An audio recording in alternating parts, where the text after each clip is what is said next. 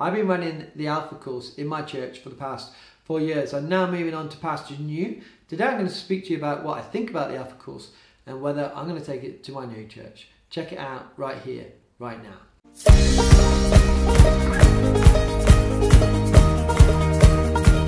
Hi, welcome to the channel. My name is Dan Beasley and this channel is all about inspiring intentional discipleship, helping you go deeper in your faith and living it out in the world today.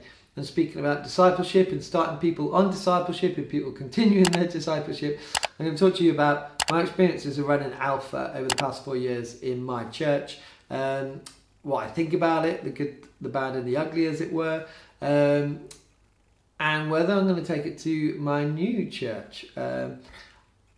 Alpha's like an interesting one. I never, interestingly, attended an Alpha course myself before I started running them in church. I intended to. I started one. I went to the first evening, but because of my work, I worked in retail at the time, and we only had one night where the shop was open late, and that was the night they did the Alpha, and I got there once, and then it didn't really work out after that. So I went to the first one, which was great. And the guy who did the talk was great, but I just couldn't make it after that. So I went into my church, asked to start Run Alpha, but never actually attended one myself. So that was an interesting situation. So in my church we did 4 years of Alpha. Well, they'd done them many years before. I did 4. The first year we did the kind of the old way they did Alpha before they've done the new videos of using the videos with the different speakers, Nicky Gumbel and all the people from Holy Trinity Brompton, interlaced with our own talks. So there was a bit of work going into that, and we would share the talks between 2 or 3 or 4 of us in our church, and then use the videos the other time. The first year was okay. It worked well, but on the second year, when the videos came in and we just used videos all the way through, which is a very new thing for us as a church, whether to do that, because there are some benefits when you're presenting yourself or doing the talks yourself. It was a new thing, but actually what I found, it created a really consistent message all the way through. It was easy for people to follow. It made it a lot easier to run. One of the benefits when you ask people to talk, it could be hit and miss sometimes. They could talk what they wanted to talk about rather than what the content was. Even though if those talks were really, really great, they might just not be right for those people who are attending Alpha. Now on our Alpha courses at church, we mainly had churchgoers, people from our church going on it, and a few non-Christians. But it was always loaded more with Christians, and so that would have skewed a bit the talks, the discussions after. But the videos really helped with that, actually, for us in our context, because we weren't doing the talks. It wasn't someone familiar. It was 2 people, a man and a woman from the videos, going around looking at all the different questions. So it actually it helped in that situation where there were a lot more Christians who were attending Alpha, because it created it wasn't basically us doing the talk. So that was a really good thing for the videos. The videos are really well made. Of course, you can tell there's a lot of money being spent on them, and really good people who are presenting. Very well thought through, very well written in my opinion, aimed right. There's a lot of content in there on the videos, and I would always encourage people to go watch them again at home, but people with time couldn't. I think there's one of the limitations with this book is it was great giving people this book as a present, but it doesn't cover as much in the as what's in the videos. So if we take one example of like how and why, I can't even read it. Why and how I should read the Bible, and there's a lot in there, but you just got like quotes. And I know there's a book to go back with the video and to speak into that video, probably in their time, but just with the little bits of things there's not a huge section to really go through, and this is actually isn't mine, but this is actually someone's book who was on the course, and there's nothing written in it. we did give them pens and stuff, but it's how people operate individually. Some people could be writing a lot, but it would be nice in a sense where there was a bit more speaking into this like they did in the videos, because some people learn by listening, some people learn by reading, and so if this bit was a bit more substantial, I think in that sense, from people being able to go home and read through this, and I know the person who had this book said they read it from cover to cover, but when I flick through it, there isn't a huge amount to really grab, so that would be one improvement for me, kind of presenting it as the main book to give. I know there are other books that you can, you know, add to this, but as the main kind of just something a bit more in depth. But the videos are great. The videos are really encouraging and engaging. But let's go back, because before we even get to the videos, because I think one of the most important things in the whole of Alpha is the meal. I think the meal is key in building up trust and relationship, fellowship within that group of people. I saw every time that people would go deeper and deeper in their conversations and getting to know each other. So, you know, as you go down the weeks, people will be walking into church. We had our meal in the church. Would be saying, oh, how did you get on last week at this? And because they've been having conversations and they remember what each other were doing in the week, which is great. And in that building up of fellowship and trust also played into the course as well, as we go through the course, being able to, in the discussion time, being able to speak into those difficult situations, and people being able to share, because they started to trust people and get to know each other, and that bond kind of carries through when you have a course like Alpha. That bond carries through, and that was hugely important. What I also found actually is our first course, we had quite a few people and we split it into two. I didn't really like that. Where we were in our location, it didn't really quite work, and I found it better when we had a group. So we could manage about 12 to 15, that's how many people would come on our course. Not huge groups, and they would get smaller. Obviously people come and then they drop off. And I found holding that group, not going above 15, definitely 12 or less is a lot better. Going through the weeks would be great for building up that fellowship and that trust, and for those friendships to develop. That was, I think, a key thing. I don't know if I would want to go and do a big Alpha. I don't know if that really works, unless you've got really key good people to run those groups. But that was one of the things. Now, so the food was hugely important, and that fellowship and having time for that. I would know from my experience that if the video was a bit shorter, or it was one of those we didn't need as much time, let the fellowship go on just a bit longer, because sometimes the conversations were flowing.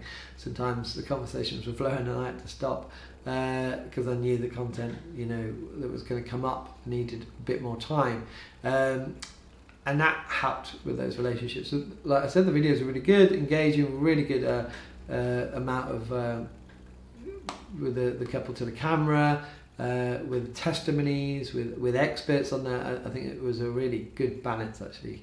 And why wouldn't it be? Alpha got the money, they got the people to write it, they got the people to present it. It would be very strange to me if they come up with a bad product. I think another key thing is in the discussions, and now this is key. And Alpha, there's always this thing they say is encourage people for you not to answer, because me being a vicar, they always want to speak to me about what my thoughts were, my answers were. Alpha encourages discussion between people, which I always would try to do in certain circumstances, but also, you know, at the beginning, for some people it's hard to share and to speak about things, and sometimes it'd just be silent. So I'd speak into those situations, and I would speak to them from what I thought, or depends on what it was, something that happened to me, or my struggles in thinking about things. It helped being an atheist for so long and being away from the faith. It's very hard not to feel like you're dominating the conversation, but actually people are interested in that. And it's about being open and vulnerable and honest about your struggles or your faith or what you think about praying or the Holy Spirit or whatever it might be, to enable discussion and to enable other people to draw that out, and that helped, and to be open when people ask questions directly. And I would, it was keeping that balance without trying to dominate things. And sometimes maybe you would go away feel that you did, and sometimes you didn't need to do anything because the conversation would flow from the start. And people will be speaking amongst themselves, which is great. So I think it's good to have that balance of doing that. The open and honest thing, I think it's really good not to present, if you're leading an alpha, to put on a face. One lady said to me, it's great, I stayed in this course because you're not really like a vicar, in the sense that I thought, well, that's a good compliment, or is it? But in the sense of there's a preconception maybe she brought, and she saw a real person speaking about real struggles and the struggles that I've had being a Christian and struggles I've had in my life, and that really helped her. And in that as well is recognising that when you ask people maybe on the first day why they come, and we give people that opportunity, what they say might not be the true reason. As you go through the weeks, something will come out which you kind of recognise that that's why people are there. So it's holding that knowing that people are coming to Alpha because perhaps something has happened in their life, or they are just questioning about what faith is and things like that, but not making any presuppositions of why people are there, but understanding that things might come out, or understanding that people don't want to speak about why they're there. And speaking about not wanting to speak, I think it's hugely important. I don't like this culture of trying, if you've got 10 people there, that everyone has to speak and everyone has to give their opinion. Everyone does have an opinion. But I found it amazing over the past few years, seeing people come for the whole course, and we ran our course over 10 weeks and then the away day, and not say anything. But also giving them that permission to not say anything, and letting them, and not letting them feel uncomfortable. Because I tell you what, if they come for 10 weeks and don't say anything, it's amazing that they got there in the first place. They come for whatever the reason they come, and they are listening really intently to what other people have to say.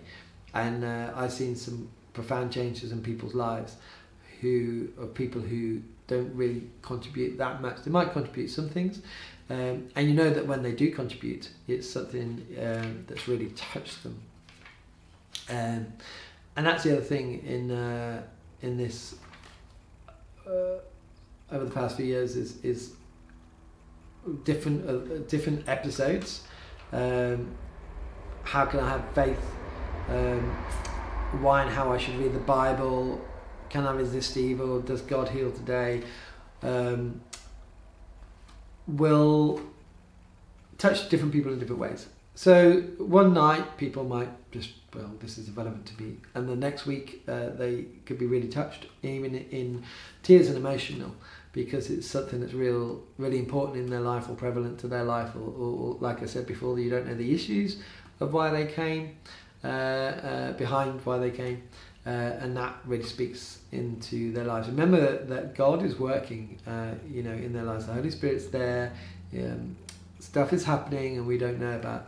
So when I ran an alpha, I used to sit to the side, and I'll be watching the video because I'm thinking about questions and content and what people might ask and things like that, and how I can get the conversation going if it's this or that.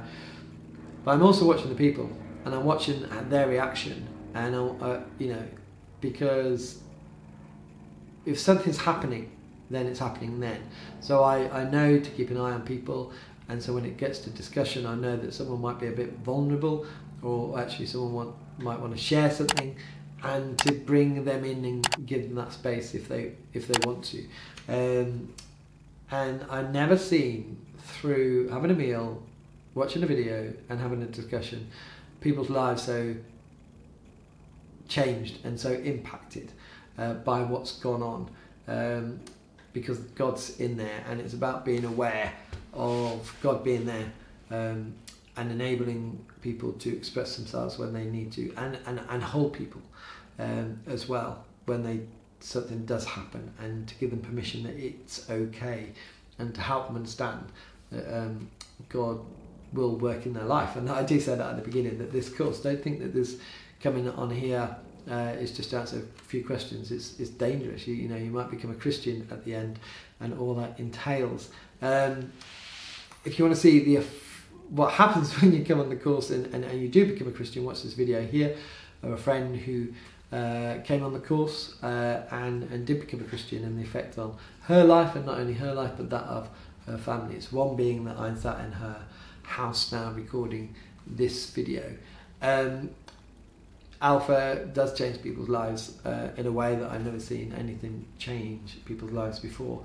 So the videos, as I'm thinking about people watching the videos now, my mind's eye as it were, like I said, are very good, but they can have too many beautiful young people in and not be a true, you know, when they're doing these lovely scenes around barbecue, around table and stuff like that.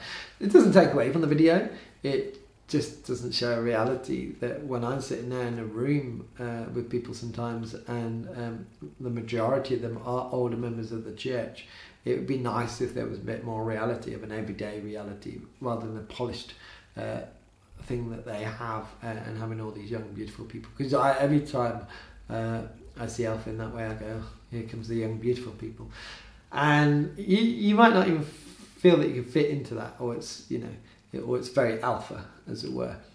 Not a huge thing, doesn't really detract, but the everyday reality of people. But then there are interviews with people throughout, which kind of probably balance that out. I just wonder if these two young people have any friends that aren't so beautiful. What else? Running Alpha for 4 years. It's been open to people are coming from different backgrounds, whether they're Christian or non-Christian, different age ranges, not letting people dominate conversations or with their opinion. They could be quite strong personalities, and handling that. So I think a good convener or person leading the group is really important, to let people have their voice and to know how to balance certain people and certain opinions, and let conversation flow. And also, the bravest thing as well is just let silence be for sometimes. And I think that could be hugely helpful. And that's a very, very, very brave thing. Yeah, 4 years running Alpha. It's a long time as well. Not the time in 4 years. I think we ran it in our church for 10 weeks plus the weekend away, the Holy Spirit Away day. 15 sessions in total watching. We always did the first two first. Is there more life to this, and who's Jesus? Two kind of back-to-back videos, a little discussion, and then getting into the rest. To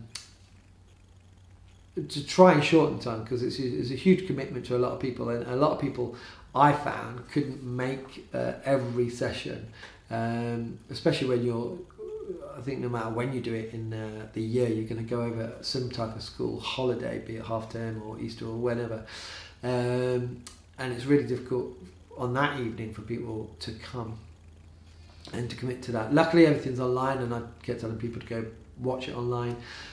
Hugely important thing, and we didn't do this as well in each section. You got so this is section again, why and how I should read the Bible. You got recommended book reading. One thing we didn't do as well was get all those books to enable people to take them and read them if this really affected them, or they wanted to find out more about this particular subject, because this is the subject they were more interested about over the others. And we could have done that better. The books are good. The authors are really good as well, and to be relied upon. But it's like, how do you get the books when you've got a big group and you're a small church? How do you get your hands on these? One thing is, I suppose, to find out if any of your congregation members have got them. But in smaller churches, you're not really going to have these on tap 3 or 4 copies deep to be able to give out to people. We definitely didn't.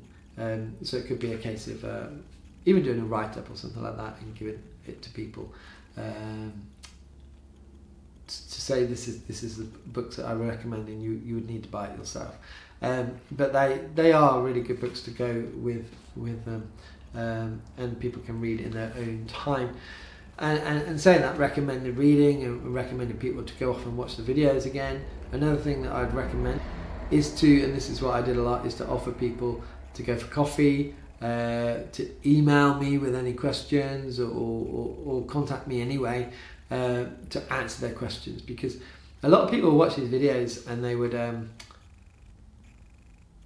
ask a lot of questions, and I would want to go out and have a coffee with them, and I think that's a hugely important thing. The time that you have in Alpha, we ran it for 2 hours and we kept it to 2 hours, wouldn't answer everybody's questions, especially because you're not in a one-on-one situation, but it's freeing at that time to go in and speak to people, maybe for an hour or a couple of hours in a coffee shop, and to be able to go through and answer their questions in detail and the questions that come up, and also to be able to recommend other reading material and give that to them. And I've definitely done that in the past, and that's been amazing. And to be on the end of an email or any other time on a Sunday after church, if they come to church, to be able to answer their questions, because a lot of this can kick up a lot of questions for people, and it's about being there at the end. So Alpha, kind of in that sense, from doing it takes a huge commitment from the person doing it, because you've got all these weeks, 10 to 12 weeks of doing it, and then time outside. This is my role, this is what I do, so I don't mind, and I love doing this. This is stuff like Alpha is what I love to do. So that kind of, in a sense, answers a question: do I take it to my next church? For sure. I mean, in my next church, we haven't even got a room to do it, but we got planning permission to do one, and there's a few months before I go, and I'm like, let's get that place up so we can start planning for Alpha, and to get out there. Now, there's probably another thing over the 4 years of doing Alpha. What I found is it's about, you've got a lot of publicity material for Alpha, and that does work. One guy came on our last course because he was walking his dog and he saw the banner, and his wife's a Christian and he wanted to see what it was all about. So the publicity material does work. But unless it's got a personal invitation, well, that's, that was God in that moment. But unless there's a personal invitation, most of the people who came on Alpha had a personal invitation from someone. I invited some people who actually came on Alpha and came to faith. But it was a relationship that I built up with them and said, you know what, you should come on Alpha, and I'll be there, So it could be encouraging people. And I know one guy who invited his next door neighbour, came on Alpha with him, and that next door neighbour became a Christian and has gone off to do amazing things in Uganda and for our church. But it was about walking that journey with him as well. And I think the promotional material is great, and the way to use it as churches is to book in your Alpha, know where it is, have the promotional material, so when you do baptisms or funerals or weddings of non-Christians, to be able to say, this is what Christianity is all about, we do this course. But to encourage people in your church, and this is the hardest thing that I found really hard, is to get the people in church to really get out there, to invite their friends and family to come. And I never really saw that happen in my last church. I'm not saying that they didn't do it, but we didn't really see many people coming in because of that. And how do you encourage that culture of invitation? And that's a big thing that we have in the church anyway. But then, for me, it's not having too big a group. I think holding that size group I said before, 12 to 15, worked really well, without splitting them up and going to different locations to do the talks. What I found with that is people over time, when they would go through the fellowship on that first one, over the meal, would want to be with someone they really connected with, but they didn't know at the beginning, but they got to speak over the meal, and then they weren't really there. They were always, and that's the thing, they always wonder what the other group is doing as well, especially if they feel that their convener or whatever they call them isn't as good as they perceive the other one to be. But a lot of that is just my preference, but I'm speaking from probably a smaller church perspective rather than a big church where you've got lots of groups. Yeah, no, for sure. I would do Alpha. I think it's amazing. It's amazing. There isn't too much negative about that. There is a lot of bad press about Alpha. But saying that, I wrote an essay at uni where I did take a swipe at Alpha for a few years ago, because there's a lot of promotion material, I think, which they were selling, and I was, you could understand the line they were going down, probably to get money and stuff like that. But I don't think it was too in the ethos of what they were doing. But they don't do that anymore. A lot of people, I think, that like Alpha, they think it's probably too evangelical, or the content isn't right, and I think the content is exactly right, who it's aimed for, and it's a vehicle. It's enabled people to go on there to learn stuff, but it's all about the conversation after, to really draw things out. The video isn't going to do a huge amount if there isn't good conversation and good follow-up, as in coffees and answering questions. Yeah, 4 years of running Alpha, and I think I'll probably run Alpha like many people for the rest of their lives, or be involved or encourage other people to run Alpha, because I think it's as a tool to teach the basics of Christianity. It is excellent. What happens after Alpha? There's still a big gap. There's a huge gap that needs to be filled. So many people coming to faith and saying, what's next? And trying to find the right video series. I think this is where Alpha could really think, and what could they do for after Alpha would be huge and really good, because and the reason why I say Alpha and not really anyone else is because people have built up that relationship with the presenters, and they've gone on a huge journey, and so going to someone familiar would really work well. At the moment, I don't think there is that much out there that could fill that gap. So Alpha, absolutely, yeah, 4 years were brilliant. Saw so many people come to faith, so many lives changed. People moved on, didn't come to faith, but definitely were challenged, and conversations are actually still ongoing with people. A great engaging way if all the other things are right, like the meal's right, the location's right, the person enabling and convening is right. It's such a fantastic, absolutely brilliant tool, and it's all free. Promotional material might not be, but the rest is.